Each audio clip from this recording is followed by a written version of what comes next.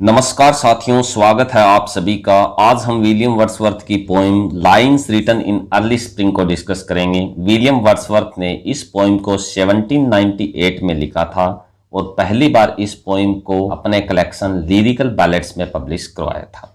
इसमें total 24 lines हैं। ये 24 लाइन्स 4 लाइन्स के 6 स्टेंजाज में डिवाइडेड है और इसकी राइम स्कीम है A B A B. Poem में आयम्बिक टेट्रामीटर को काम में लिया गया है। पोइम को शुरू करने से पहले इसकी थीम को जानना जरूरी है, क्योंकि विलियम वर्ड्सवर्थ नेचर पोइट के रूप में एक बहुत बड़ा नाम है और उनकी यह पोइम भी एक नेचर पोइम ही है।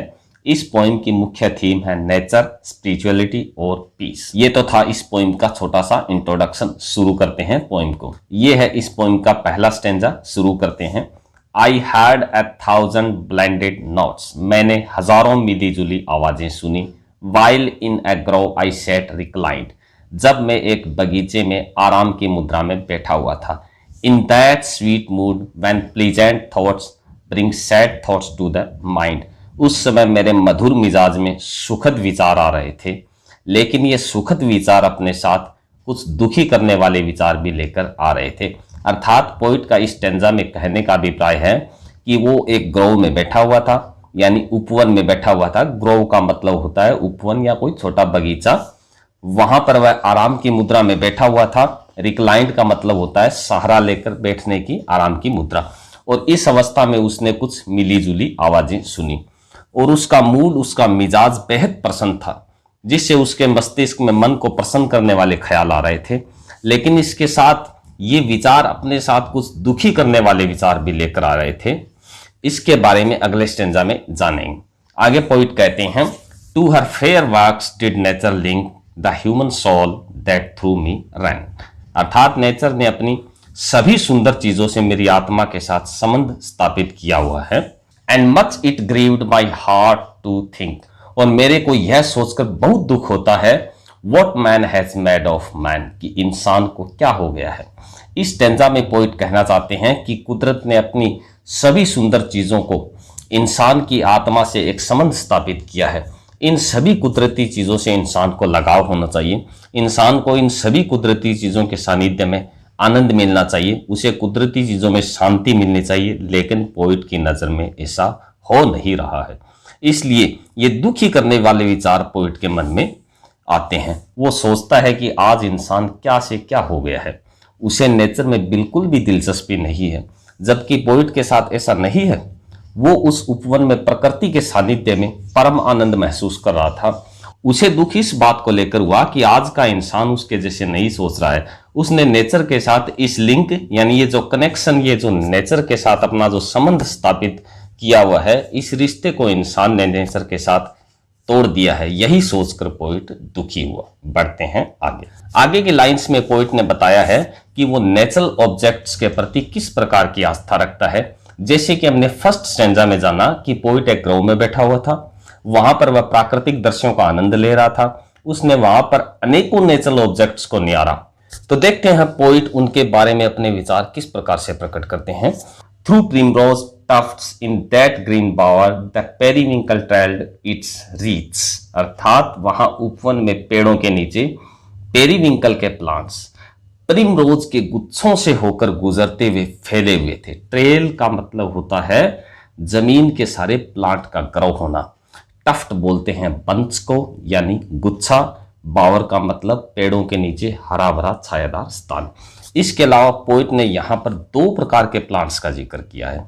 पहला है प्रिमरोज और दूसरा है पेरीविंकल। दोनों की पिक्चर आप देख रहे होंगे। यहां पोइट के कहने का अभिप्राय है कि चारों ओर प्रिमरोज प्लांट्स थे, उनके बीच से होते हुए पेरीविंकल के प्लांट्स के फूल फैले हुए थे। कुल मिलाकर बात यह है, दोनों प्लांट्स मिले जुले हुए थे। आगे पोइट कहते हैं, and tease my faith that every flower enjoys the air it breathes. और ऐसी मेरी आस्था है कि प्रत्येक प्लांट्स उस हवा का आनंद ले रहा है जिसको वो सांस के रूप में ले रहा है। पोइट का यह विचार आपको साधारण सा लग रहा होगा, सोचने वाली बात है। पोइट ने यहां कहा है कि प्लांट्स जिस हवा को सांस के रूप में लेता है वो आनंद महसूस करता है। अब सोचने वाली बात है, क्या आज का इंसान ऐसा कर रहा है?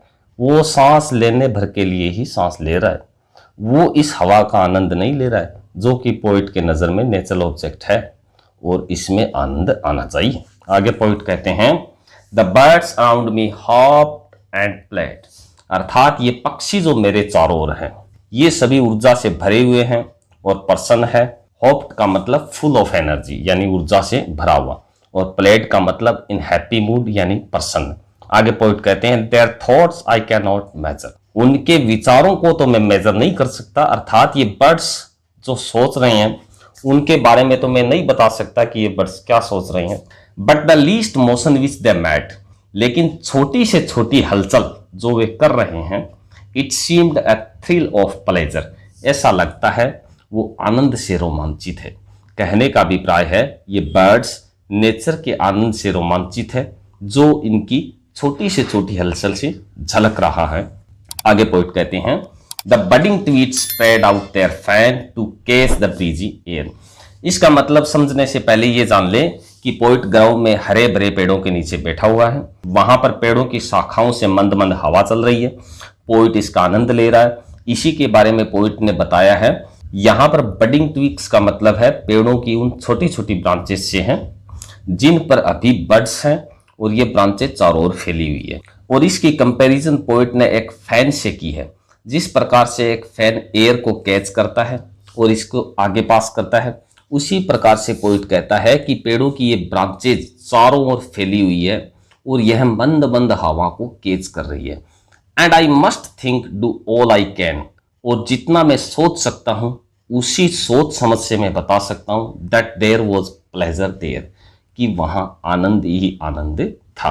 आगे पोइट कहते हैं if this belief from heaven be sent, कि अगर मेरा ये विश्वास यानी पोइट नेचर में जो फैथ जो आस्था रखता है, अगर वो ईश्वर की देन है, हेवन का मतलब god, if such be nature's holy plan, अगर नेचर में मेरी ये आस्था नेचर का ही होली प्लान है यानी नेचर की ही कोई योजना है जो होली तो है, have I not reason to lament what man has made of man, तो क्या ये कारण नहीं है मेरे दुखी होने का कि आज इंसान क्या से क्या बन गया है, वो नेचर से कितना दूर हो गया है, उसे नेचर में कोई आनंद शांति सुकून नहीं मिल रहा है, जबकि ये नेचर कितने आनंद से खुशियों से शांति सुकून से भरी हुई है। तो दोस्तों ये थी poem lines written in early spring written by William Wordsworth. मैं उम्मीद करता हूँ आपको पसंद आई होगी।